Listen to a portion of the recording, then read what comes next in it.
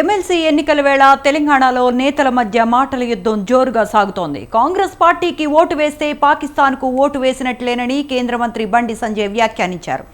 ఈ నెల 27న జరిగే ఎమ్మెల్సీ ఎన్నికలు కూడా భారత్ పాకిస్తాన్ మ్యాచ్ లాంటివేనని చెప్పుకొచ్చారు. బీజేపీ భారత్ టీం అని, కాంగ్రెస్ పాకిస్తాన్ టీం అంటూ సంచలన వ్యాఖ్యలు చేశారు బండి సంజయ్. 27వ తారీఖు నాడు కూడా మరొక మ్యాచ్ జరగబోతున్నది. మాది భారత్ జట్టు ఇండియా టీం వాళ్ళది పాకిస్తాన్ టీం. ఓటర్లు ఆలోచించుకోవాలి. ఇండియా టీం అయినా మాకేస్తే మేము గెలుస్తాం. పాకిస్తాన్ గెలవాలనుకుంటే వాళ్ళకు ఓటేయండి. ఇండియా గెలవాలనుకుంటే మాకు ఓటేయండి. పాకిస్తాన్ గెలవాలనుకుంటే వాళ్ళకు ఓటేయండి. మాది ఇండియా టీం వాళ్ళది పాకిస్తాన్ టీం.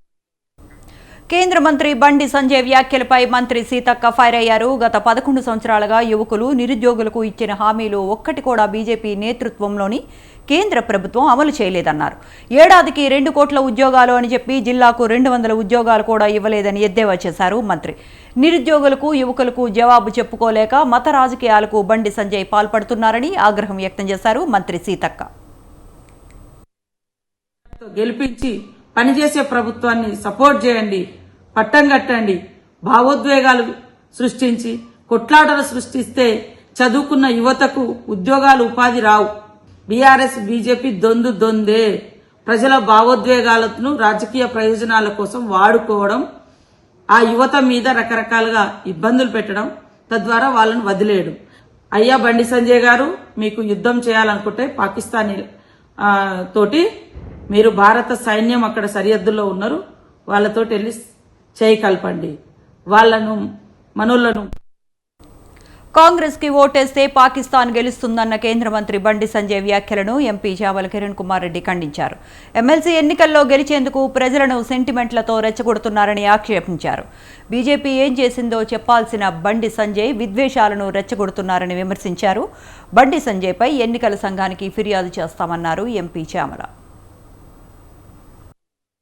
పాలిస్తున్నటువంటి నరేంద్ర మోడీ గారు ఎక్కడైతే ప్రధానమంత్రి వచ్చినటువంటి గుజరాత్ రాష్ట్రం నుంచి మొదలు పెట్టుకుంటే గుజరాత్ రాష్ట్రం నుంచే ఎన్నో సంవత్సరాలుగా వీళ్ళు అధికారంలో ఉన్న ఉత్తరప్రదేశ్లో ఉన్నారు, ఇవాళ పాలిస్తున్నటువంటి మహారాష్ట్రలో ఉన్నారు, మధ్యప్రదేశ్లో ఉన్నారు.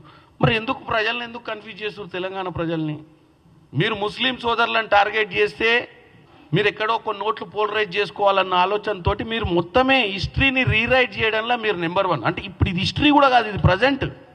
సింపుల్. ఓబీసీ ముస్లిమ్స్ అనేది ప్రతి రాష్ట్రంలో ఉన్నారు, ఇది ఎప్పటి నుంచో నడుస్తుంది. దీంట్లోనే మన కులగణన చేసినప్పుడు మనం క్లారిటీ తోటి 56% ఓబీసీలు ఉన్నట్టు మనం ఈరోజు లెక్క తేల్చి చెప్పినాం. మీరు దాంట్లో మీరు రాజకీయ అంశాలనే బయటికి తీసుకొచ్చి మీరు రాజకీయంగా ఇప్పుడు జరుగుతున్న ఎన్నికలను పోలరైజేషన్ చేయాలి, కొన్ని కులాల మధ్యన చిచ్చు పెట్టాలన్న ఉద్దేశంతో మాట్లాడుతున్నట్టే ఉంది, కానీ మీరు వాస్తవాలు చెప్పాలన్న ఉద్దేశంలో లేరు.